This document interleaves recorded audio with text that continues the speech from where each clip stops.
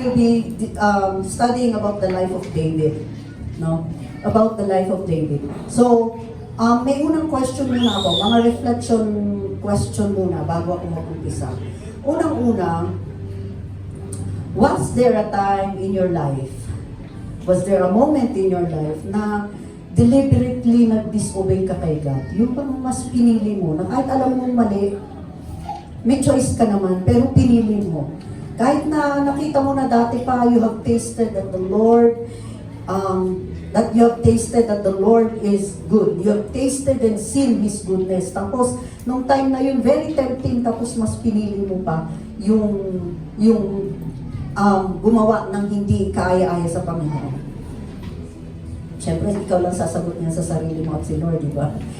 Pangalawa, have you ever tried na nakipag-bargain kay Lord? Lord, alam mo sa puso mo ito, nililip ni Lord, pero sa'yo, Lord, hindi, ito kasi, tapos nagre-reason out ka. May mga pinapagawa si Lord sa'yo, may tawag si Lord sa'yo, may mga bagay na gustong ni Lord na gawin sa buhay mo, pero may kailangan niyang ipagawa sa'yo, pero ikaw nakikipag-bargain. Lord, mas maganda kasi pag ganito eh. No? Number 3, have you ever experienced talking to God with all honesty? Nagkamali ka man o hindi, pero na-try mo na ba na tumulog sa presensya ni Lord, nag-pray mag-isa, umiyak talaga ng buong puso mo? Na-try mo na ba yun? Yung walang nakakaalam, wala kang pinagsabihan, wala kang mapagsabihan, si Lord lang talaga. Na-try mo na ba yun? Number 4, have you ever obeyed God at His word? Na-try mo na ba yung season ng buhay mo na may sinasabi si Lord at hindi ka nagdalawang isip, sinunod mo siya, and then you, as a result, hindi ka nag-expect, pero as a result, you experience a supernatural move ni Lord sa situation mo. Na-try mo na ba yun? So, may mga seasons sa buhay natin, no? May mga seasons of ups and downs, of victories, of losses, may mga seasons sa buhay natin. I would like to study along with me, please study along with me in the life of David. Ang text po natin ay nasa 2 Samuel chapters 11 and 12. So, huwag kayong mag-alala, isisiksik ko yan sa isang oras. Amen. So, as simple as I could, as fast as I could, I will talk about yung chapter ng buhay ni David mula sa 2 Samuel chapters 11 and 12. So, can we read first 2 Samuel 11, 1 to 5? 2 Samuel 11, 1 to 5. Ang sabi dito, in the spring, at the time when kings go off to war, David sent Joab out with the king's men and the whole Israelites army. They destroyed the Ammonites and besieged Rabbah. But David remained in Jerusalem. One evening, David got up from his bed and walked around on the roof of the palace. From the roof, he saw a woman bathing. The woman was very beautiful, and David sent someone to find out about her. The man said, "Isn't this Bathsheba, the daughter of Eliam and the wife of Uriah the Hittite?" Then David sent messengers to get her. She came to him, he slept with her. She had purified herself from her uncleanness. Then she went back home. The woman conceived and sent word to David saying, "I am pregnant." So itong part ng buhay ni David na to, bago natin mag-dwell, bago dumating yung part na yan ng buhay ni David, sino nga ba si David? No? Sino nga ba si David? Siya ba yung gumawa ng arko? Siya ba yung gumawa ng ark? Siya ba yung kasama ni Eve? Ano? Sino si David? Unang-una, si David was a shepherd boy. No? Nakilala natin si David sa Bible una bilang shepherd boy. So, he looked after his father's sheep. So, may skill siya na-develop nung nandun siya sa, imagine nung nandun siya na nag-tend, nag-aalaga ng mga sheep. Ano yung mga na-develop sa kanya? Gumaling siya sa pag-hunting. Gumaling siya sa yung skills niya sa paggamit ng sling, sa pag-protect ng flocks against lions and bears. Imagine teenager, napaka batang-bata pa, pero kaya na niyang pumatay ng lion and bears. And then, magaling siyang mag-play ng harp because what he was doing while nagbabantay ng mga sheep, nag-play siya ng harp. Ayun, harp. Diba? So, ang dami niyang skill pala dun sa time na wala siya. Mag-isa niya, nagbabantay ng mga sheep ng kanyang ama. Yes, he is a musician and a poet. Kaya nga, ang dami niyang nagawa na songs, di ba?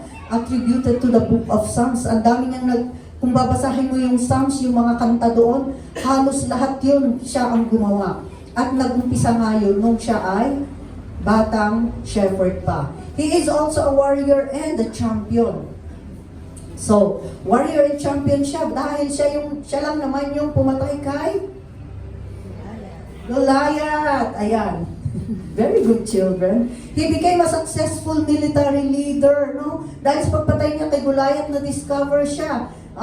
Ginawa siyang military leader, nagselos pa nga si Saul sa kanya dahil sa sobrang galing niya sa mga battle. Laging lahat ng pinupuntahan niya, lagi siyang nananalo. And dahil dyan, ayan, hinahabol ngayon siya ni Saul dahil nagselos siya ngayon ay anointed exile. Na kahit na-anoint na siya ni Samuel, maging next na king, naging successful siya na military leader, pinaglaban niya ang kanyang king, pero nagselos ang kanyang haring Saul sa kanya at hinanap siya para patayin. He spent years in the wilderness, and those times, he learned to trust God while fleeing from Saul. So, ito yung apat na background niya. Isa pa, he was described as handsome, healthy, and courageous young man with a heart devoted to God. Paano yun? Sabi, doon sa Samuel, nung pinahanap ni Samuel yung kanyang, may anak pa ba kayo? Sabi niya kay Jesse, di ba? May anak pa ba kayo? So, nung tumating si Samuel, he was, anong sabi doon? He was ruddy, he was, ang description doon, napakagandang bata. No? Tapos, Rudy, ang sabi ng mga kwan, red-headed, basta, gwapo siya. Yun. And he has a heart devoted to God. Bakit? Nung kinalaban niya si Goliath, anong sabi niya sa 1 Samuel 17:46? Sabi niya, and the whole world will know. Tinalo niya, no? Paki-flash ngayon, ayan. This day, the Lord will hand you over to me, and I'll strike you down and cut off your head. Today, I will give the carcasses of the Philistine army to the birds of the air and the beasts of the earth, and the whole world will know that there is God in Israel. Grabe siya ka-devoted kay God. Bata, Goliath, buong Philistine army, hindi na kaya ng buong army ni Saul, siya yung humarap. Ano yung baon-baon niya? Yung devotion niya kay God. Ganun siya kagrabe. Ganun siya kagrabe. Bata pa siya, imagine ha. So King David, years later, naging king na siya. So naging king na siya, nawala na si Saul, nakaligtas siya sa kamay ni Saul. King David was supposed to be okay. So okay na siya dapat Okay na, nasa kanya na, di ba? So many years passed, victories has passed, he was crowned King Israel, but may na-miss out siya on something on this part of 2 Samuel. In 2 Samuel chapter 11 verse 1, sabi dito, in the spring, and I would like to emphasize, ito lang, in the spring, ito lang muna, at the time when kings go off to war. Sino si David? King. Ang sabi doon, noong panahon na ang mga hari ay lumalabas para makigubat, nasan si King David? He stayed in his castle. He stayed in Jerusalem. So, anong sabi doon? Magkwento tayo. So, just as we have read kanina, so yung panahon na dapat nandun siya nakikipag-battle, nandun siya nakarelax. Tanong ko, nung mga panahon na dapat nakikipag-battle tayo sa prayer para sa family natin, nasaan tayo? Noong mga panahon na dapat lumuluhod tayo sa Panginoon dahil may mga bagay na kailangan natin itulong. Noong mga panahon, and I thank God I may nag-testify about the 21 days fasting. Noong mga panahon na tinawag tayo ni Lord, mag-fasting ka, mag-pray ka. May battle. Because we know that our battle is not against the flesh and blood, but ang battle natin, ang lawak ng kapangyarihan ng kaaway. Pero remember that we are operating in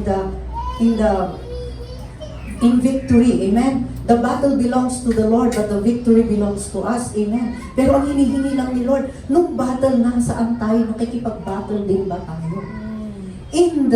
In the spring, at the time when kings go off to war, ano yung mga bagay na nung panahon dapat na nasa battle tayo, nakarelax tayo? May panahon ba tayo naging gano'n?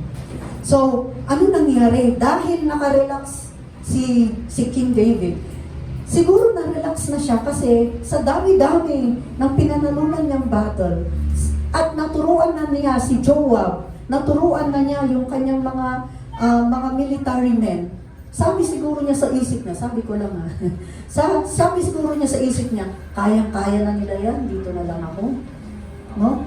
Yung mga time na yun, siguro sabi, there was an overconfidence. Kasi nga, ang dami na niyang trophies, ang dami na niyang pinalalunan. At itong panahon na to, panahon dapat na nandun siya, pero sa tingin niya, okay na. Kayang-kaya na nila. Pero nung panahon na sabi niya, akala niya okay na siya, ibang battle ang pinasok niya, na hindi niya dapat pasukin. No? So, mga time na yon, sabi ng scripture, umakyat siya, hindi siya makatulog. Umakyat siya sa top ng palace niya, nakita niya si Bathsheba, nagandahan siya, pinatawag niya. Anong sabi sa kanya? Pinatanong muna niya, sino ba yung babaeng yun? Tapos may bumalik yung inutusan niya. Anong sabi doon? He is Bathsheba, the daughter of Eliam, the wife of Uriah the Hittite. Sino ba si Eliam? Sino ba? Bakit nabanggit na anak siya ni Eliam? Si Eliam ay isa sa mga elite group of warriors ni David, known as David's Mighty Warrior. Isa siya, ibig sabihin, si Eliam, yung valor and skill niya in battle, napaka-high class. Kumbaga sa atin ay mga soft, no? Ang faithfulness niya, ang kanyang, ano tawag doon? Yung kanyang dedication kay King David, hindi matatawaran. Yun ang tatay ni Bathsheba. And, so, naging contributor itong si Eliam sa mga military successes ni David. So, ang tatay ni Eliam, si Ahithophel, no? Sino si Ahithophel? Bakit ko binabanggit to? You will learn later. Ang kanyang lolo ni Bathsheba, Ahithophel, he served as David's primary counselor, known for his sagacity, strategic brilliance, and deep insight. Isa sa mga pinakamatalinong counselor ni David, kung bakit siya laging nananalo. So imagine where Bathsheba, kung saan galing ang pamilya ni Bathsheba. And sino si Uriah, yung kanyang asawa? At mamaya makikita niyo kung sino siya. So, he called for her. Narinig niya, ito pala si Bathsheba. So, tinawag niya, he lied with her. And then, in verse 5, sabi niya doon, nung pagkatapos noon, sabi niya, si Bathsheba nag-utos ng magsasabit sa king na siya ay buntis. So, many times in our life, kung minsan, sanay na tayo sa victory, no? Victory na, ay, nakayanan ko to, okay na ako. Ay, natapos ko to, okay na ako. But then, yun na sabi ko, minsan nakala natin under control na natin ang lahat. Hindi natin alam may kaaway pala. Sabi, di ba, the enemy, naghahanap yan ng butas, naghahanap yan ng kanyang sisirain sa buhay natin. So, ano nangyari? Bakit naging complacent si David sa story na to? How have his past victories made David complacent? Number one, yung kasing success, hindi ko nilalahat na, pero it is in the heart of man, no? Success can lower our spiritual guard, no? Yung spiritual guard natin, yung takip natin mula sa kaaway, naaalis. Kasi meron tayong unguarded heart.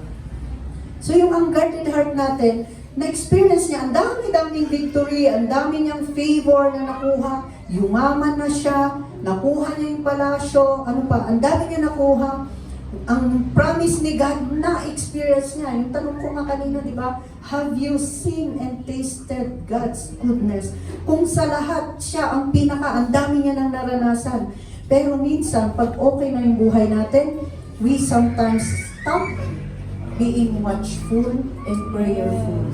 No? Yun ang pangit, no? As we were during the struggle. Di ba? Kailan ka kumakapit kay Lord ng sobrang higpit? Kailan ka nagpre-pray na kahit na pagod na yung katawan mo, pero nagpre-pray ka pa rin kasi may gusto kang makuha kay Lord, may gusto kang sabihin kay Lord. Di ba sa panahon ng hirap? Sa panahon ng hirap, grabe tayong kumapit kay Lord. Bakit kung kailangan sinagot na ni Lord yung panalangin natin, nagiging complacent na tayo? Di ba? Nung panahon na kailangan natin si Lord, hindi tayo ma-absent sa church. Hindi tayo talagang grabe yung prayer natin. Tapos lagi pa tayong nagpapapray. Grabe na yung prayer natin. Lagi pa tayong nagbabang, please pray for me. Pero nung panahon na sinagot ni Lord yung prayer natin, nung panahon na okay na ang lahat, no? Nasaan na tayo? So, David had defeated giants and enemies. Napakalalaki, napaka-strong army. You know, pag nanonood ako ng mga movies noon, hindi nila kayang tapatan yung Bible. Bakit? Sabi, 400,000 men. Sino ang gumawa ng movie na 400,000 men ang ni-recruit para lang i-portray yung Bible, no? Pero grabe, sabi ko, ganun ka-grabe, ka-strong ang mga armies noon. Pero David defeated them all because the Lord was with him. But when the time na binaba niya yung guard niya, hindi na niya, nung time na nag-relax siya, hindi na niya nagwardyahan yung kanyang puso. He committed the sin of neglect. So, kailan? He committed the sin of neglect. No?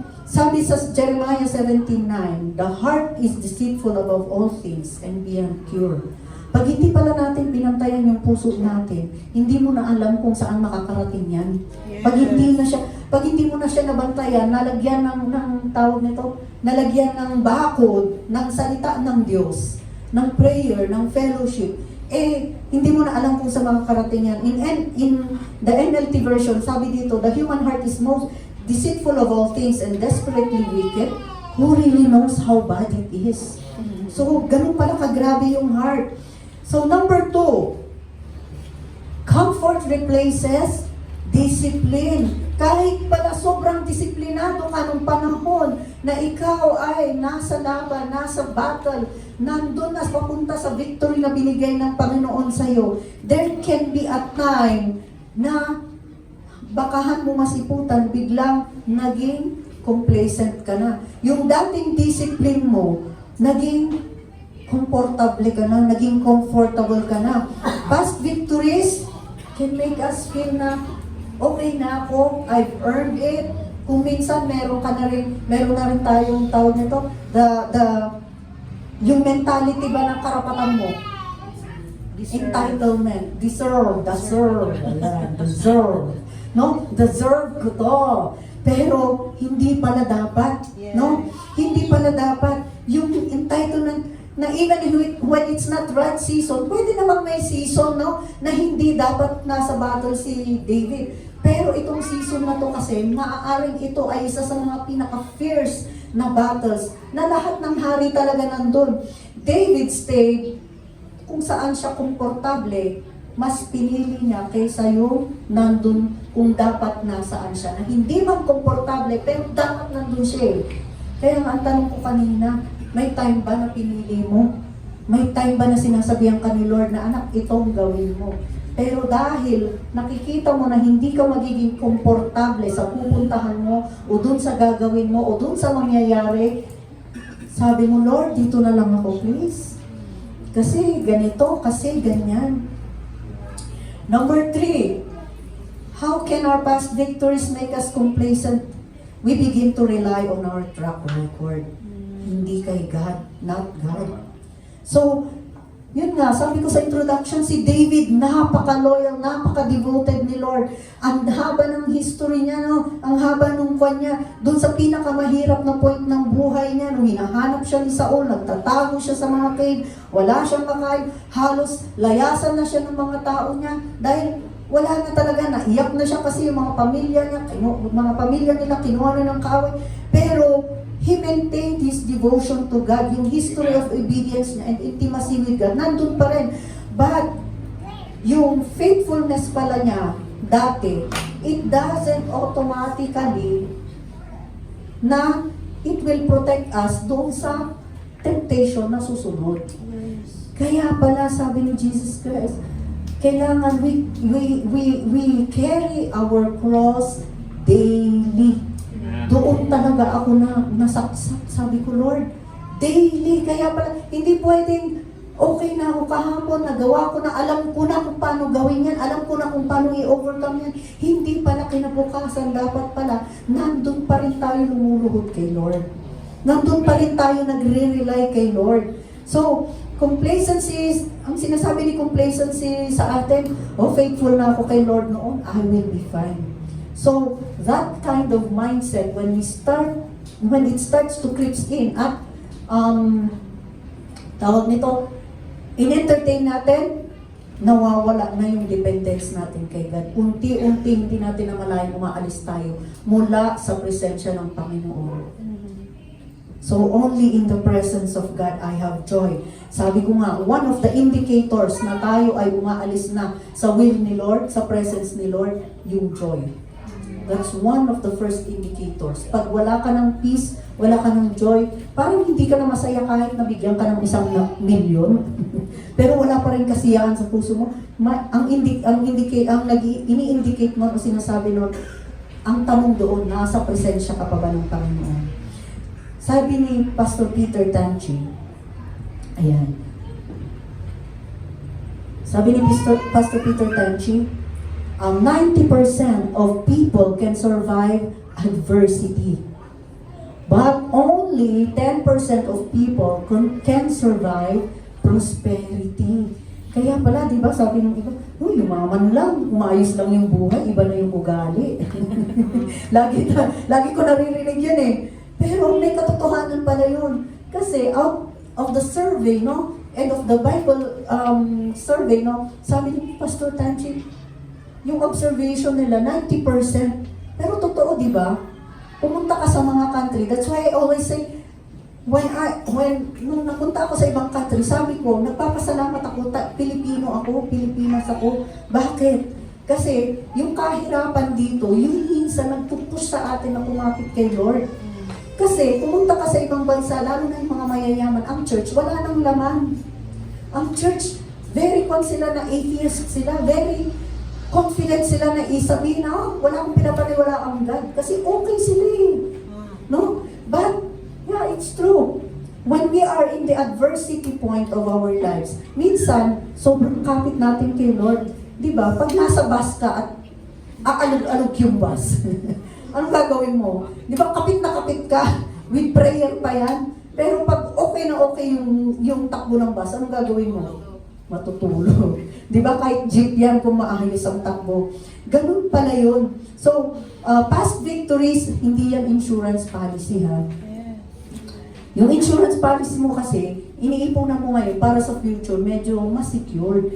Pero past na kuha natin victories, hindi ibig sabihin na pag tayo nakaipon ng maraming victory, victory pa rin tayo in the future. They are testimonies. They are, pag sinabi natin testimony, they will tell you that it can always happen. Victory can happen. But, syempre, kailangan may gagawin tayo. Number 4, small compromises feel harmless. Akala natin, konti lang. Ay, titingin lang ako. Sabi ni David, titingin lang. Tinignan niya pangalawa. May natawag pa. Nagtawag pa. Sabi, tingin mo kasi niyo. Grabe. Yung unang tingin niya, hindi niya hindi niya binaliwala. Hindi niya, sige, yung unang tingin, hindi niya sinadya kasi umakyat lang naman siya sa rooftop ng palace para magpalamig. Siguro, kasi hindi nga siya makatulog, gabi yun eh. Tapos, tinignan niya pa ng pangalawa. Pinatanong pa niya kung sino yun. No? Pang-apat, pinatawag na niya. No? Yung small compromises, nag-start sa one loop during a moment of idleness. Yes. Kailan yung time na tamad ka, na dapat na alam mong may ginagawa ka. You know, may mga times talaga sa buhay natin, natatamarin ka naman talaga. Pero ang hirap talaga, yung point na tinatamad ka, pero unguarded yung puso mo. Yes, tama. So, past victories can make us underestimate the power of small sins. Kasi ang akala natin, hindi ako yan, hindi ko kayang gawin yan. Hindi ko magagawa yan. Pero yun know, totoo, yung sinabi, that the heart who really knows how bad it is, no one can say.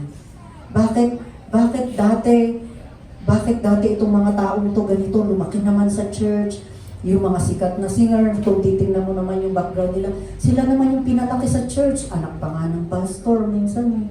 Di ba? Bakit nung kumanta na sa Hollywood, ganun na? Ang layo. It's because of the heart. Hindi na gwardiyahan. Number 5, success can blur accountability. Success can blur accountability. And these 5 points pala is from IDC, no? I cannot remember si Pastor Abe or Pastor Paul. It can blur accountability. As King David, he has the power. Lahat ng kausap niya, under niya. Kaya sabi ko, uulitin ko, ilang beses kung tinanong sila, Pastora, sino po yung mentor niyo? Kasi sa akin, very important yun. Sabi ko nga, nung panahon na nag-retreat kami sa Labilab ng mga workers, tinanong ko ulit sila. Alam ko na, pero tinanong ko ulit sila sa harap ng mga workers, sino po yung mga mentor niyo? Kasi for me, there has to be someone they should be accountable to. Si David, ang problema, lahat ng kausap niya at that time, lahat under niya, lahat nakabaw sa kanya, lahat sumusunod lang sa gusto niya. Imagine, sinabi na nga sa kanya na si Bathsheba yung asawa ni Uriah. Hindi man lang sinabi nung na, babayaan mo na yun, boss. May asawa na yun eh. Walang ganon. Sumunod lang sila. And when victories elevate us, inakyat tayo, we sometimes lose voices that keep us grounded. Yes. Wala na. Boses na lang natin. Boses na ng kaaway. Nanalo na. No? Without accountability, yun. Tumataas yung level ng complacency quietly. Hindi halata. Nagiging complacent, hindi halata kasi wala kang nagbabantay. Wala kang pinagsasabihan. And ikaw bilang, hindi lang si King David ang pinag-uusapan natin dito, hindi lang sila pastor. Tayo mismo. Kanino ka accountable? Spiritually. Kung umaalis ka sa bahay bilang estudyante o umaalis ka, kanino ka nagsasabi? Nandito ako, anong activities namin, malilate ako. Nagsasabi ba tayo? Accountable ba tayo sa parents natin? Tayo bilang ina, kanino tayo accountable? Bilang magulang, bilang ama, kanino tayo accountable? bilang isang Kristiyano, kanino tayo accountable? No? Kailangan there has to be someone above, or not just above, kahit kaibigan mo yan, kahit kapatid mo yan, kahit magulang, kahit sino yan na nilagay ni Lord, who is praying for you, who is there para makinig sa'yo. Sino yung pwede mong sabihan ang mga bagay na kailangan maging accountable ka rin, maging accountable ka at maging accountable din sila sa'yo. No? So, walang magsabi kay David at that time para i-cover yung sin niya. Tinawag niya, anong ginawa niya? Lumalim pa. Hindi lang niya tinawag si Bathsheba at ginawang asawa at hanggang nung eto na, sabi ni Bathsheba, buntis siya. Anong ginawa niya? Para makalusot dun sa unang kasalanan, gumawa siya ng something para sana makalusot. Tinawag niya si Uriah mula dun sa battle, pinatawag niya, tapos sabi niya, pinauwi niya. Bakit? Anong purpose niya? Para umuwi siya kay Bathsheba at lumabas na anak nila ni Bathsheba, yung ipinagbubuntis ni Bathsheba. So, pero itong si Uriah kasi, ito na yung description niya, no? Si Uriah kasi, napaka-devoted niya sa king. Anong ginawa niya nung pinatawag siya ni King David? Tinanong siya, how's the battle? Sige, umuwi ka muna. Ang ginawa ni Uriah, lumabas pero nakitulog siya doon sa mga gwardya ng palasyo. Ayaw niyang umuwi. Nung nalaman ni David kinabukasan, pinatawag niya, bakit hindi ka umuwi? Bakit hindi ka magpahinga? No? Sabi ni Uriah, alangan naman po, hindi ko kakayanin na si Joab, ang aking master, and the Lord's men are there in the open field. Nakakamp sila doon. Kumbaga, pwede silang mamatay anytime kasi nandun sila sa battle. Ano ba sabi niya? The Ark and Israel and Judah are staying in tents. Sabi doon, as long as you live, I will not do such thing. Grabe yung ka-devotion ni Uriah. Hanggat nabubuhay ka, my king, I will not do it. Alangan naman, nandun ako komportable habang yung mga kasama ko, ganun. And then, so, sige, sabi ni king, diyan ka muna, bukas ka na bumalik sa battle. So, anong ginawa ni King David? Tinawag niya, kumain sila, nilasing niya. Nilasing niya si Uriah para sana umuwi kay Bathsheba. Pero anong ginawa? Hindi na naman, imagine yung ka-devoted ni Uriah, lasing na nga, devoted pa rin. Hindi pa siya umuwi kay Bathsheba. Anong ginawa niya? Inala na diye, ulas na napaan na kiturog kadagijay, servants ng palas. Kasi nga hindi niya maating sa sarili niya na yung mga kasama niya nasa battle, siya maganda ang buhay. And then, wala na magawa si David. Anong ginawa niya? Kinabukasan, pinabalik niya sa battle, pero pinabigbit niya ng isang sulat. Ano yung sulat na nandun? Sinabi niya kay Joab, pero hindi alam ni Uriah na ganun ang laman ng sulat. Kasi bawal yun, no? Bawal. Pag pinabigbit ka ng sulat, huwag mong bubuksan yan. So, sabing ganun, sabi niya, Joab, si Uriah, ilagay mo doon sa harap ng battle. Doon kung saan pinaka-fierce ang battle. Ilagay mo siya doon. So, ano nangyari? Siyempre, in short, namatay si Uriah. Namatay si Uriah, yung napaka-devoted na military man ni David. So, nung nalaman ni Bathsheba, nag-mourn si Bathsheba. And after the mourning time was over, sabi doon, David made her his wife and she bore a son. So, nanganak si Bathsheba. But sabi doon, the Lord struck the baby, yung son na yun. Doon sa verse, chapter 12, verse. Pero but before that, dumating na yun itong sa 2 Samuel 11:27, sabi doon, but the thing David had done displeased the Lord. Pag na-displeased si Lord, ang ibig sabihin nun, wala na siyang presensya. aalis na siya. Bakit? Hindi pwedeng magkasama ang kasalanan at ang holiness ni Lord sa isang vessel. No? Tayo, mga vessel ni Lord. Kaya hindi pwedeng magkasama yung sin at yung kanyang holiness. And in 2 Samuel chapter 12, eto na, dumating si prophet, dumating si Nathan. Dumating si Nathan. At ang sabi niya kay David, nagkwento siya ngayon. Sabi niya, may dalawang tao, isang mayaman, isang mahirap sa isang lugar. Yung mayaman, ang dami niyang tupa, ang dami niyang baka. Tama ba? Baka ba yun? Ang dami niyang baka, ang dami niyang tupa. May isang tao naman doon, napakahirap. No? Napakahirap niya. Ang meron lang siya, isang maliit, isang batang tupa. At yung tupang yun, minahal niyang sobra. Pinapakain niya, pinapainom niya, kasama niya sa pagtulog, kalaro ng mga anak niya. So, itong dalawang ito, magkasama sa isang taon. And there was a time na may dumating na bisita yung mayaman. Anong ginawa niya? Anong ginawa niya? Kinuha niya yung tupa ng mahirap. Ang pakain doon sa bisita niya. At nung narinig ni David yung kwentong yun, in chapter 12, verse 5, sabi niya, David burned with anger against that man. Ang sabi niya doon, as surely as the Lord lives, the man who did this deserves to die. Dapat mamatay siya. He must pay for that lamb.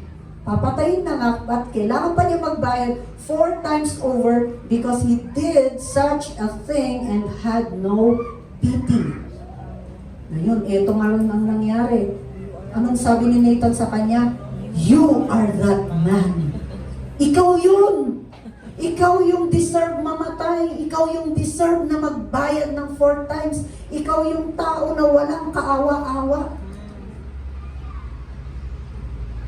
Ikaw yun. So, ito yung mga ginawa mo. Sabi niya, pinapatay mo pinapatay mo itong si Uriah para lang makuha mo si Bathsheba. Ganong kakasama. You are that man. So, anong sabi ngayon ni Nathan? Eto ngayon ang mangyayari sa buhay mo. Out of your own household, sabi doon, I will bring calamity upon you, sabi ni Lord. Before your very eyes, grabe, eto na yung there are things na may mga ginagawang kasalanan, may nagawa tayo na kasalanan, na yung mga consequence, irreversible. Hindi mo na maalis yung mga consequence. Yes, the Lord is gracious. The Lord is compassionate. The Lord, yung pagmamahal ni Lord, sobra-sobra. Pero, may mga bagay talaga, may mga kasalanan, kailangan tayong dumaan sa matinding consequence. And yun, eto ngayon yung consequence niya. Sabi niya, out of your own household, I will bring calamity upon you. Verse 11.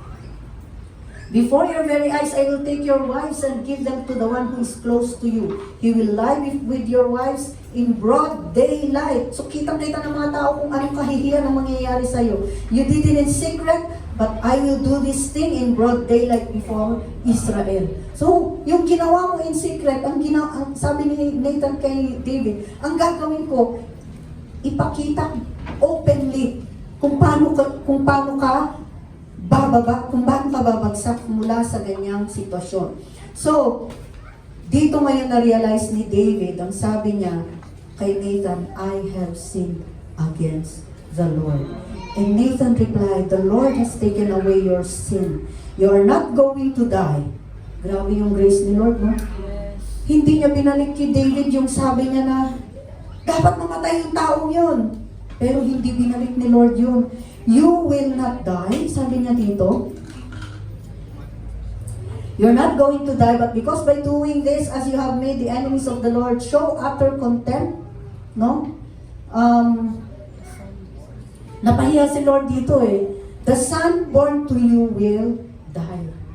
And that comes in where Psalms 51 comes in. Yes. Ito yung nung time na nakita ni David yung kanyang pagkakamali, yung time na inamin niya. So hindi lang niya nakita yung pagkakamali niya. Inamin niya, I have sinned against the Lord. Anong ginawa niya? Psalms 51. This was the song that he has written nung time na nirebuke siya ni Nathan, ni Prophet Nathan. He repented, he sought God's mercy, and desired to be brought back into close fellowship with the Lord in His presence. So kahit pala gaano kalayo yung narating natin, kung may desire sa puso natin na bumalik kay Lord, the Lord, hanapin yung kanyang mercy. Nandun yung kagustuhan natin to be brought back into His presence. The Lord is compassionate. Psalms 51 verse 10 to 12 and verse 17. I would like to read. Sabi niya doon, create in me a pure heart, O God, and renew a steadfast or right spirit within me. Do not cast me from your presence or take your Holy Spirit from me. Restore to me the joy of your salvation and grant me a willing spirit to sustain me. My sacrifice, verse 17, my sacrifice, O God, is a broken spirit. Sa ibang version, sabi niya, the sacrifices that you want, O Lord, is a broken spirit. A broken and a contrite heart, God, you, God, will not despise. So, anong nakikita natin dito? May tatlong kind of spirit. So, may tatlong kind of spirit. This is one of the things we learned in IDC. Sabi dito, number one, sabi doon, steadfast spirit or the right spirit. Pag sinabing right spirit, it is rooted in purity or rootedness through purity. Yung hinahabol mo yung, di ba yung prayer niya, creating me a clean heart, O God, and renew a steadfast or right spirit within me. It is longing to be, once again, have that kind of spirit, that kind of heart, the pure heart. Pwede bang ang puso ng isang makasalanan na tao maging pure ulit? Sa case na to pinapakita sa atin na yes, kahit gaano, imagine, David, anong ginawa ni David? Naging adulterer siya. Ano pa ginawa niya? He was a murderer. Sinadya niya yung pagkapatay ni Uriah para lang makuha niya si Bathsheba. But then, right at this moment, he was asking God to give him a pure heart, a right spirit. Number two is a willing spirit. A willing spirit is a spirit that freely offers obedience to God out of gratitude. Anong ginawa ni Lord sa iyo? Pinatawad tayo. Anong ginawa ni Lord sa atin? Pinalaya tayo. Sino dito? Alam ko, bawat isa sa atin dito may testimony kung paano tayo pinalaya ni Lord. Alam ko, bawat isa sa atin may kwento, may testimony kung anong ginawa ni Lord. Otherwise, wala tayo dito. Hindi ka mag-i-interest talaga ng Word of God na makinig. Hindi ka mag-i-interest sa prayer, hindi ka mag-i-interest sa fellowship kung walang napunta sa'yo. Kung walang nakalagay sa puso mo na ito ginawa ni Lord sa atin. No? A willing spirit is out of gratitude, yung pasasalamat kay Lord, nag-o-obey siya. And that's what he was asking the Lord. Sabi niya, restore to me the joy of your salvation and grant me a willing spirit to sustain me. Pag may willing spirit tayo pala, masusustain yung everyday, yung daily na sinasabi. Daily, carry your cross, sabi ni Jesus Christ.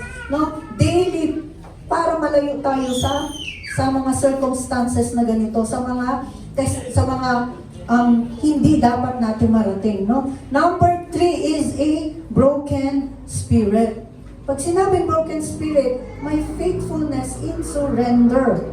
No? Faithfulness, becoming a person who is surrendered to God's will. Kung nagiging ano ka after nun. Hindi yung something na ginagawa mo, pero ano yung nagiging ikaw after nung naging broke, na nalagay ka sa ganung sitwasyon, nalagay mo, nadala mo yung sarili mo sa ganung sitwasyon, and after that, the Lord has held you up, redeemed you. We have to have that kind of spirit, the broken spirit. So, ayun nga, tuloy ang kwento.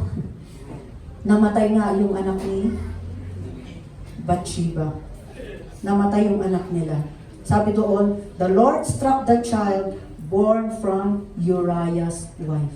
Grabe yung pagkakamanggi. Hindi niya sinabing born from Bathsheba. Hindi. Ang sabi niya, Uriah's wife. Pag pumunta tayo sa Matthew chapter 1, doon sa history ng, anong tawag doon, ng pinanggalingan ni Jesus, hindi Bathsheba ang nakalagay doon.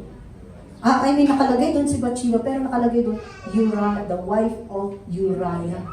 Sa Luke, ganun din. Bakit? Ganun ka grabe yung pinapakita ni Lord na yung faithfulness, yung devotedness ni Uriah, inuuna.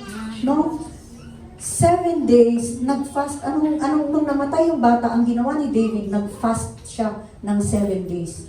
Nag-fast siya ng 7 days, nandun siya sa ground, hindi siya bumabangon kahit binabangon siya ng mga leaders niya, ayaw niya. Bakit? Kasi sising-sisi siya dun sa ginawa niya. Sobrang nagsisisi siya dun sa ginawa niya against the Lord, yung sin niya. Then the child died. Nung namatayan na yung bata, bumangon na siya. Naglinis na siya, nagdamit siya ng maayos. And then, anong ginawa niya na next? He got up, washed, put on lotion, he changed his clothes. Anong ginawa niya na next? Sabi doon, he went to the house of the Lord to worship. 7 days, walang kain, walang tulog. Puro pagsisisi ang ginawa niya. Pero ano nangyari? Ang una niyang ginawa, nagbihis siya, he made himself presentable, and then he went to the house of the Lord to worship. And then, tsaka niya ninourish yung kanyang katawan. Inuna niya ang nag-worship kay Lord. So whenever whenever na may mangyaring ganito, ang unang-una pala, hanapin talaga pa rin natin ang Panginoon. He comforted Bathsheba whether the prayer is answered or not. No?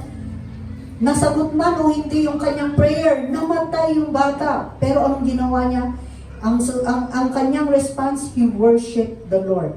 He comforted Bathsheba, and after a while, he had another son named Solomon. And pinangalanan siyang Solomon because the Lord loved him. Sabi niya kay Nathan, pangalanan niyo ang bata, Jedidiah, beloved of the Lord. So, sino ngayon si Solomon? Ayun, siya yung one of the wisest king, the richest king. May foolishness na nangyari sa buhay niya, but the thing is, the Lord has fulfilled His promise through Solomon. At maraming nagawa dahil sa build up ng temple. It's not David, but his son, King Solomon. So, anong nangyayari? The next one is, ano yung mga big ideas natin dito sa atin?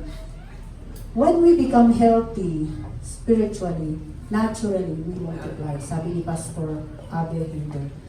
Sabi niya, pag tayo ay broken, pinicture ko yung ating mission. Yung ating mission is para itong church na to, ang mga dumarating na broken, they can find help, ano pa yan?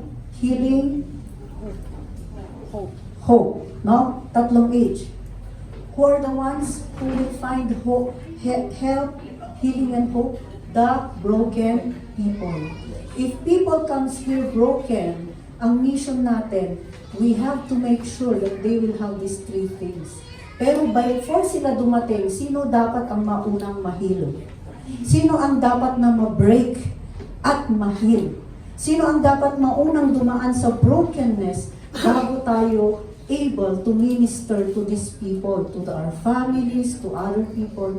We have to be first dumaan dito sa season of brokenness. And if we are going through that season of brokenness, huwag nating sabihin na, datang mo nun, di ka busuran, at atakyin na mo nun. Minsan, hindi pa nga gumagalaw yung kaaway. talong-talong na tayo. Kasi nga dun sa attitude natin. Alam niyo yun, yung nandun pa lang siya, nag-o-observe pa lang, tapos tinitingnan ka pa lang, ikaw pa lang, kagagawan mo pa lang, talo ka na. No? Tapos, ay, dito na naman. Hindi. Maraming beses, may mga bagay inaalaw si Lord sa buhay natin. Maraming beses, may mga bagay na maaaring consequence ng mga maling mga ginawa natin. But, let us allow ourselves to go through that season of brokenness and stay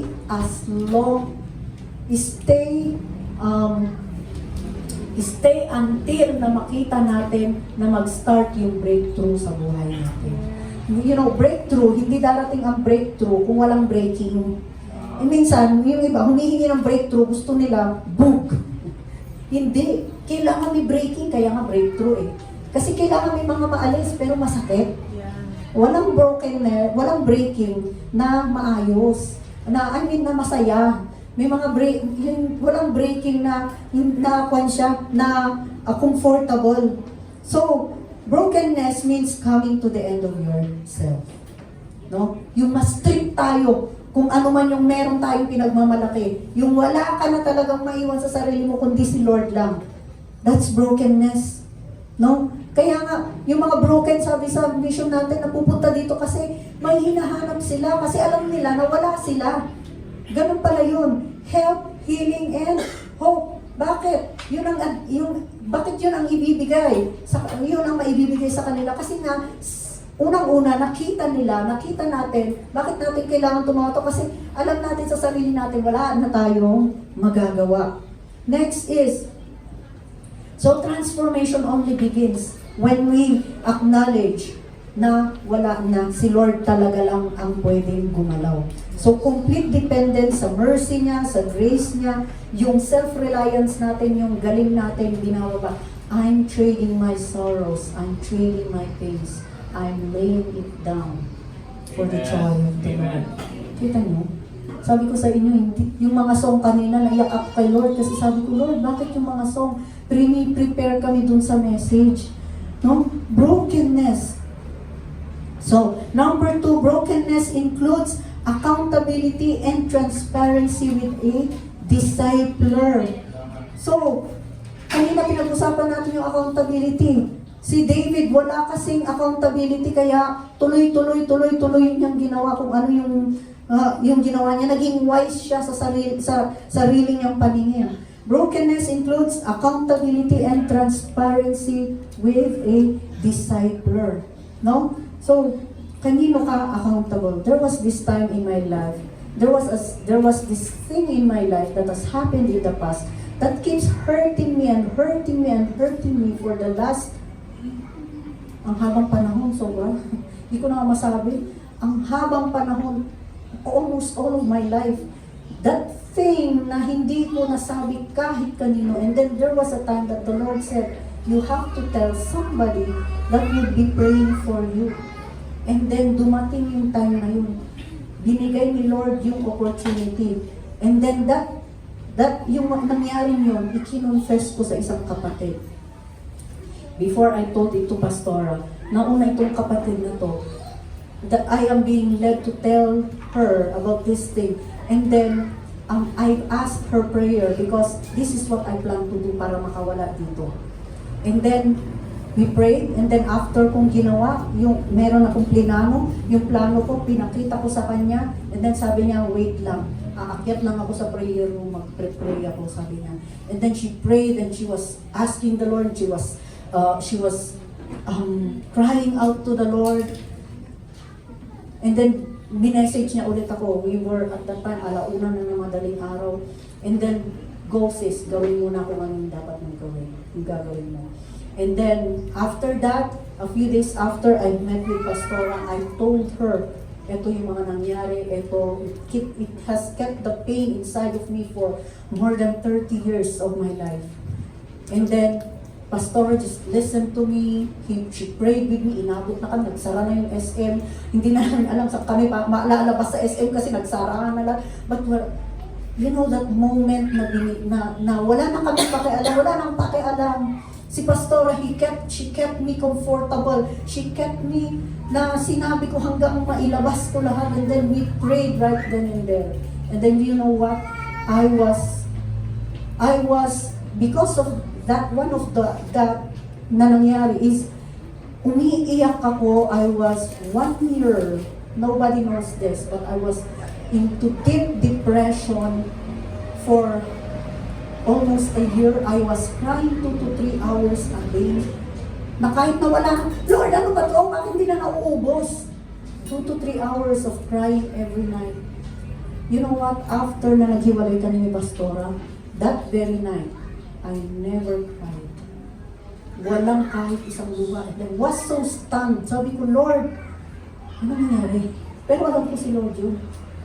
Kasi kahit minsan from that very night, na naghiwalay kami ng Pastora, never na akong umiyak. And I was so, ang light ng lahat, wala na yung memory, wala na yung sakit sa loob. Yung memory, it's still there, of course, but then hindi na siya yung lagi kong naalala, hindi na siya yung nagtumutusok lagi sa puso ko. And God, that is all glory to God. I'm not giving the credit to anyone else, but to the Lord. The Lord is just good. That is the very importance of having accountability. Mas free na ako ngayon. And I can tell you, because I'm free. Nasabi ko to, because I'm free. I was freed by the Lord. Brokenness, number 3, leads to transparency, prayer, and healing. Just like Jacob, hindi siya umalis kay Lord. No, sabi niya, I will not go unless you bless me. So, tinamaan na siya. Alam niyo si Lord, yung nakipagbattle siya kay Lord. Pero talaga, pipilay-pilay na siyang umalis, pero hawak niya ang blessing ni Lord. No? Kahit pipilay-pilay tayo, sabi doon, etong sabi doon sa IDC, no, do not trust a man who is not limping. Sabi doon. Pag hindi niya naranasan yan ang napilay, ibig sabihin, walang sinurrender yan kay Lord. Kasi napaka-imperfect natin. Even our pastors are not perfect. Kahit sinong pastor dyan, walang perfect. Kung hindi yan dumaan sa brokenness, hindi yan dumaan sa pagpipil na napilayan, minsan sa kanya, kahit minsan sa kanyang buhay, sabi doon, do not trust. Kasi alam mo, sa tingin niya, napakagaling niya. Pag si Lord ang magaling sa buhay natin, meron at meron tayo na mapipilayan tayo. So, accountability and transparency. Brokenness leads to protection also. Bakit? Kasi, kaya nating i-claim yung promise ni Lord. Lord, sabi mo, mag-surrender ako. Lord, sabi mo, ibigay ko sa lahat sa'yo. Lord, sabi mo sa salita mong ito, ibibigay mo ito. Lord, sabi mo, Lord, we can always count on His promises. Kaya nga, nung after years and years passed, sabi ni Bathsheba, di ba, sabi mo, si Solomon ang magiging king. Kasi alam niya kung kumapit siya dun sa promise. No? Sabi nga, si Bathsheba, tahimik lang siya. In pain siya, pero tahimik siya. Unang sinabi niya, I am pregnant. Nung mga sumunod, wala na. Pero ang next na sinabi niya, she claimed the promise na yung anak niyang si Solomon ang magiging hari. We can claim the promise of God as long as we stay to be, yung brokenness natin nagbibig sa protection. Number 5, profound brokenness means complete transparency. Kaya mo, ibig sabihin, pag sinabi natin transparent, we are accountable to the right person at the right moment with the right words. No? We can answer hard questions. Pag tayo tinanong, ikaw ba ganito, na kaya mo ba, ano sa isip mo, ano sa nakita mo, anong naisip mo, we have to be transparent. We have to learn how to receive correction. Mahirap ang taong hindi tumatanggap ng correction, ng rebuke, na kahit nasabihin natin, nalalaingat pa yung daytay, so nakikita, manibagahan na. Diba? But correction can come anywhere. No? It can come from your enemy. The Lord can use that. Kung the Lord can use na yung needs natin ay manggaling sa enemy natin, even correction can come from the enemy. Kung gagamitin niya ni Lord, gagamitin niya. It can come from a child. It can come, but firstly, it will come from God's Word. No? Minsan kasi yung correction, tumataas yan. Pag hindi tayo nakuha sa salita ni Lord, hindi tayo nakuha dun sa Holy Spirit, sa salita ni Lord, may uutusan na siya. At mahirap na yung last tag, consequence na ang nag-utos sa atin, at ang ginamit na ni Lord para i-correct tayo. Stay long enough in the process. Protection comes with true perseverance in discipleship, at accountability guards the soul. So, hindi pwedeng isolated tayo. Ang pinaka-isolated na tao, napaka-vulnerable yan. We have to have, kaya nga, tatlo lagi yan. Reading of God's Word, fellowship, prayer. Bakit? Reading of God's Word, nandyan ang Holy Spirit, nandyan si God. Yes. Fellowship Yes. sa kapwa natin. Prayer, nandyan yung ating Ama. No? So, Proverbs 28:13, he covers his sin. He who covers his sin will not prosper, but whoever confesses and forsakes them will obtain mercy. Ang partial confession is not confession at all. It will not bring healing. So, when God says na kailangan nating sabihin ito, i-confess natin ito, gawin natin with all the leading of the Holy Spirit, no? Hindi pwedeng partial, hindi pwedeng may tinatago, but because we want to go from brokenness to breakthrough, we have to do what we have to do. And I would like to, in closing, I would like to repeat Psalms 51, verses 10 to 12, and verse 17. The Lord wants to enlarge us. The Lord wants to use us. Yes. The Lord wants us to be a vessel fit for His honor. Yes. The Lord wants us to be an instrument of His love, of His grace, of His holiness, a mirror of who He is sa mga tao.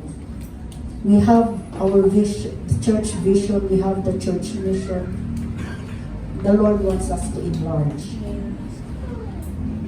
But the Lord wants us to go through the brokenness that would help us, that would make us who He wants us to be. Psalms 51, create in me, and let this be our prayer, create in me a pure heart, O God, and renew a steadfast spirit within me. Do not cast me from your presence, or take your Holy Spirit from me. Restore to me the joy of your salvation, and grant me a willing spirit to sustain me. My sacrifice, O God, the sacrifices that you accept, O Lord, is a broken spirit, a broken and a contrite heart. You, God, will not despise. All glory to God.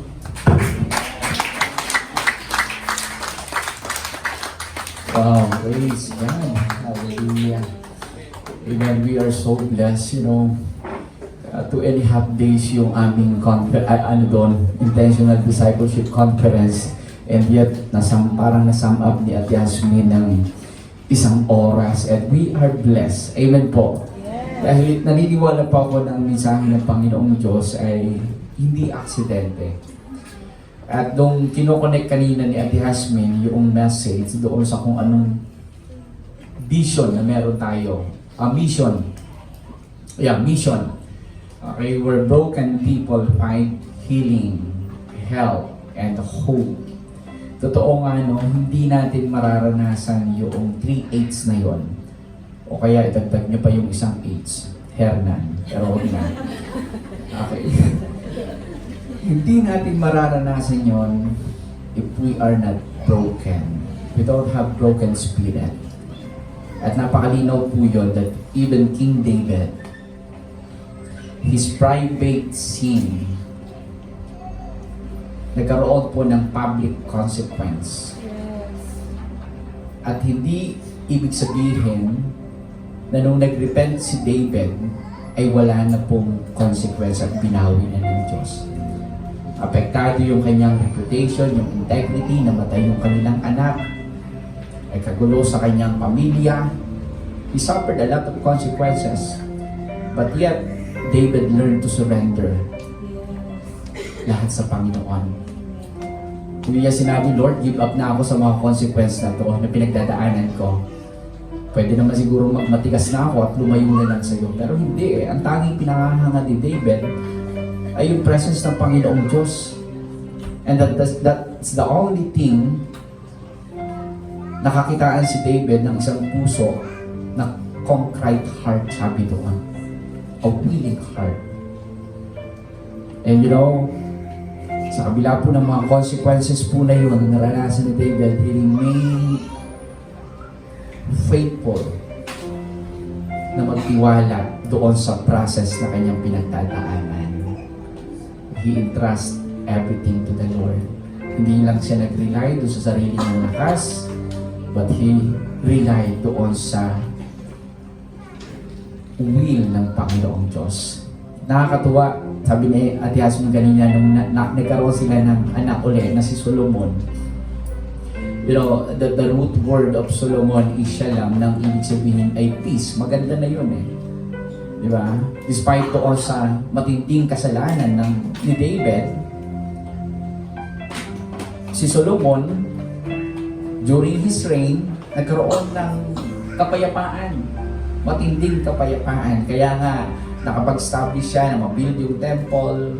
Yun po yung nangyari. At hindi pa nakontento ang Lord, pinalitan pa ng pangalang Jedediah, nang ibig sabihin, the beloved of Yahweh.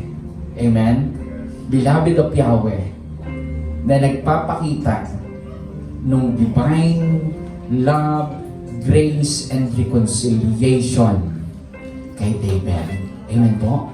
Tayo nga tayong lahat, awitin nga uli natin yung Amazing Grace. Let us acknowledge the amazing grace na binigay po ng Panginoong Diyos sa atin as we go through doon sa process of brokenness. A heart that is willing to surrender before God, humble before the Lord, depending doon sa Panginoong Diyos sa lahat ng nangyayari sa buhay po natin. Hindi pa po huli ang Panginoong Diyos para gawin sa atin yung mga bagay na mas mabuti. Remember that the pain of David is not the ultimate destination of David. Same with us, yung pain po na nararanasan natin, that is not our permanent condition or destination. As we are willing to surrender everything to God. Yung tipong alam mo na parang gusto mo na mag-give up pero all you have to do is surrender. Dahil alam mo na ang Panginoong Diyos kumikilos sa ating buhay. Sige po, uwitin natin to. Hallelujah. How sweet the sound that saved a wretch like me. I once was lost, but now I'm found. Was blind, but now I see. Come on, sing it with all of your heart. That taught my heart to feel and raise my fears relief. How precious is that grace that peace. The hour I first believed. My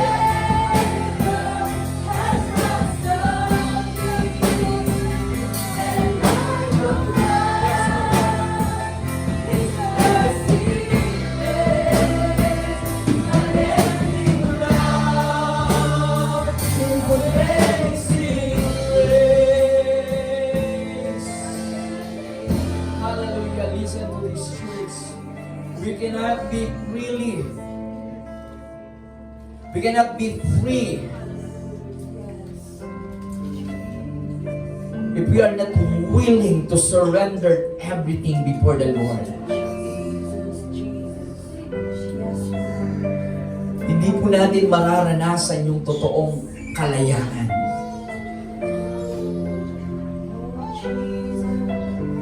Kapag hindi po natin naranasan yung totoong pagkawasak, pagkabasag,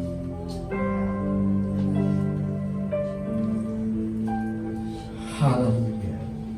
You know, one of the things that we have heard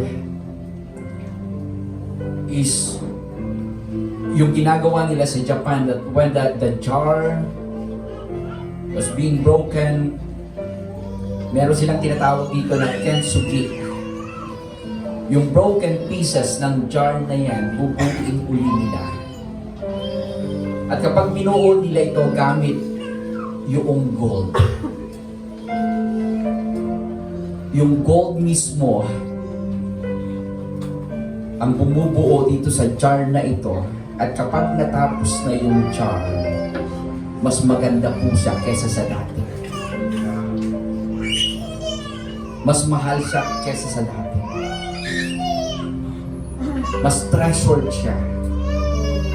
You know, yung puso ng tao, kung hindi po mababasag yan at isusuko ng buong buo sa Panginoon, hindi mangyayari yung breakthrough na sinasabi ni Jasmine.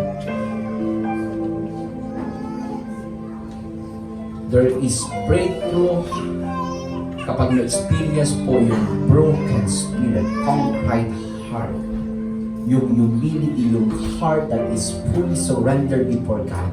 And remember, sa pagsuko sa Panginoong Diyos, hindi po ito nagpapakita ng pagkatalo, kundi yung pagsuko sa Panginoong Diyos,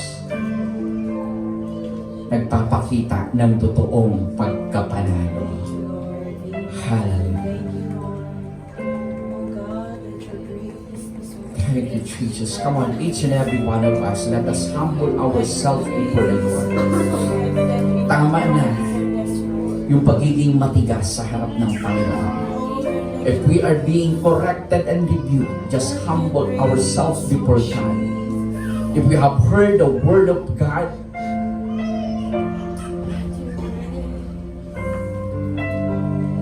hayaan po natin na mag-submit lamang po tayo.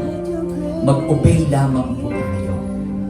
Hayaan po natin na ang salita ng Panginoong Diyos na ating nakapakinggan, wasakin yung mga bagay na hindi tama sa ating puso na nagiging dahilan para hindi po natin maranasan yung totoong kalayaan. We have heard the testimony of Ate Jasmine for how many years?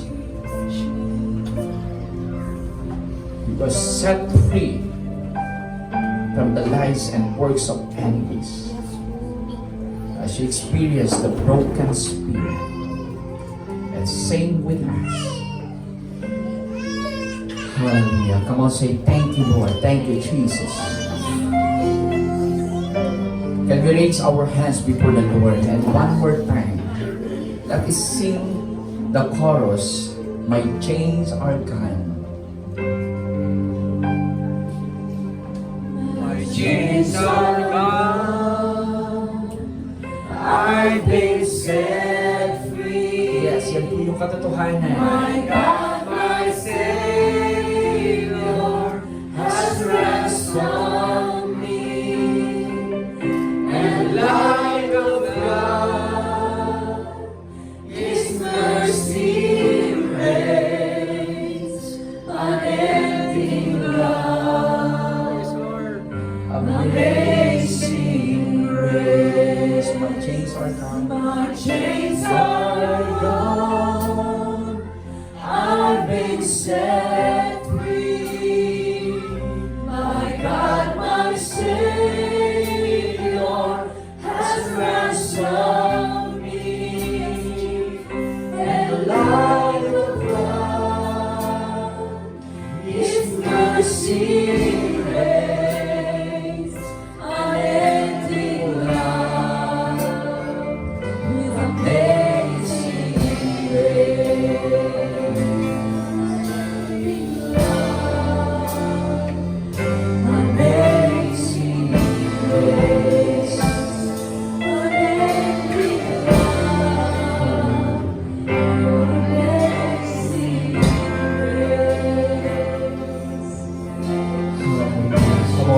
Hallelujah. Thank you, Jesus. Express your thanksgiving to the Lord for His amazing love, for His amazing grace, for the reconciliation and restoration. Hallelujah, sa buhay natin.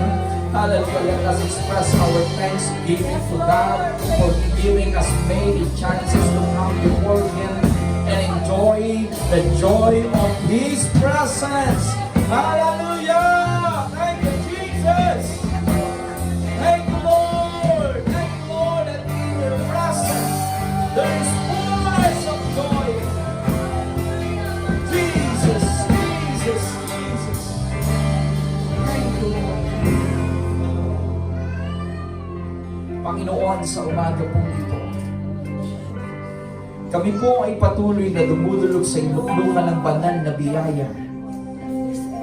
Nagpapakumbaba at ang tanging hangad po sa aming puso ay patuloy na gawin ng iyong kalooban sa aming buhay. Kung meron man sa amin na narito ngayong umaga na kinakausap mo na may mga bagay sa aming puso na kailangan po namin isuko, Lord, remind us. Tama na yung pakikipagmatigasan sa iyo.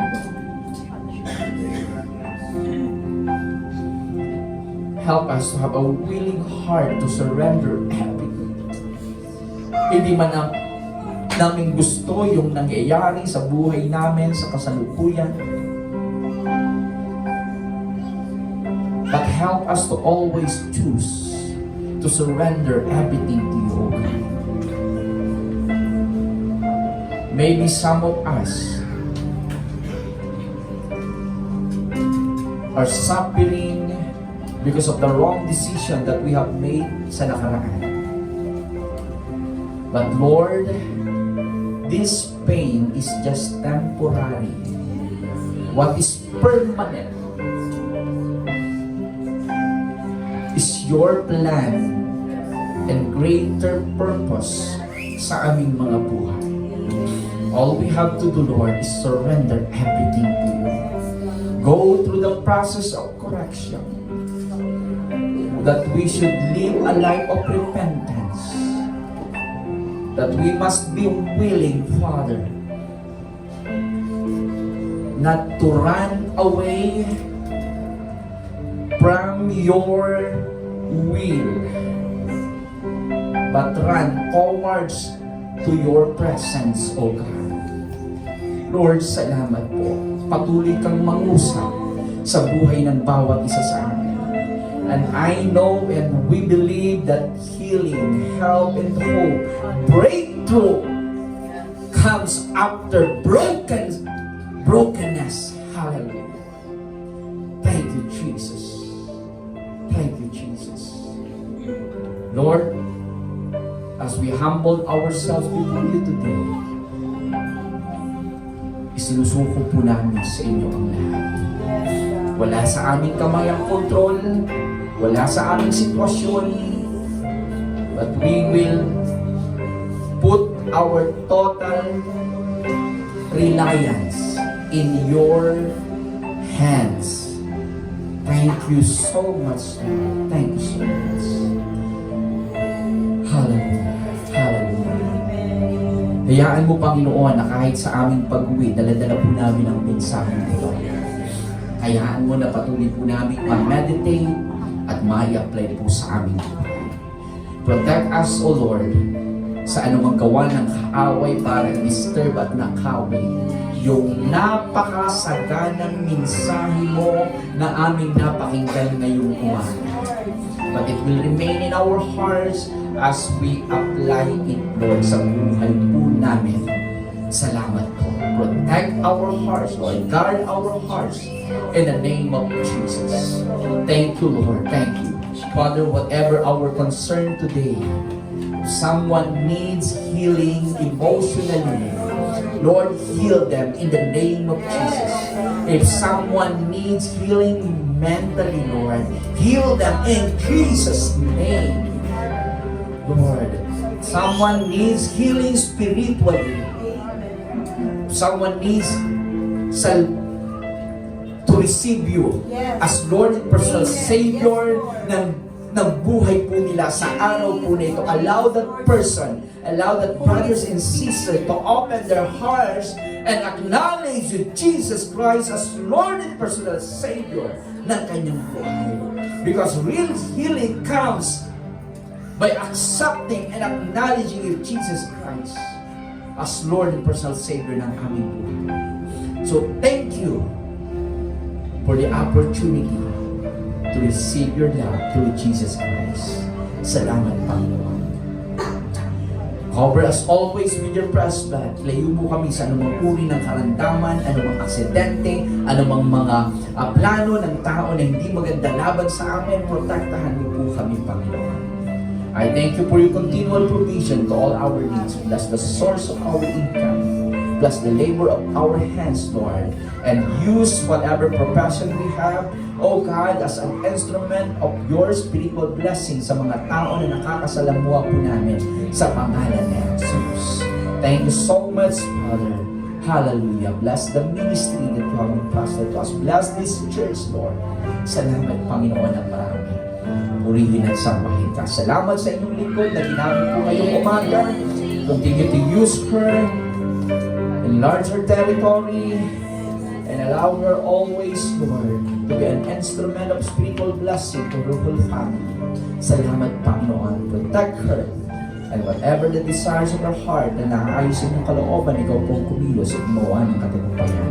Salamat, Panginoon. Sa inyo lamang po ang karangalan, kalwalhatian at kadakilaan. Patuloy ka po namin pupurihin at sasambahin. Patuloy po namin sasambitin mula sa aming labi na ikaw ay Diyos na mabuti, Diyos na tapat, hindi nagbabago noon, ngayon at magpakailanman.